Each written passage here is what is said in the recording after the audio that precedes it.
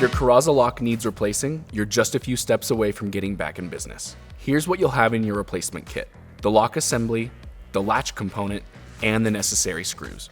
You'll also need a Phillips head screwdriver. Let's start with orientation. This part matters. When the suitcase is lying on its back, the lock key slot should face down, and the Coraza logo should face up. That's how you know you've got it positioned correctly. Now take the new lock assembly.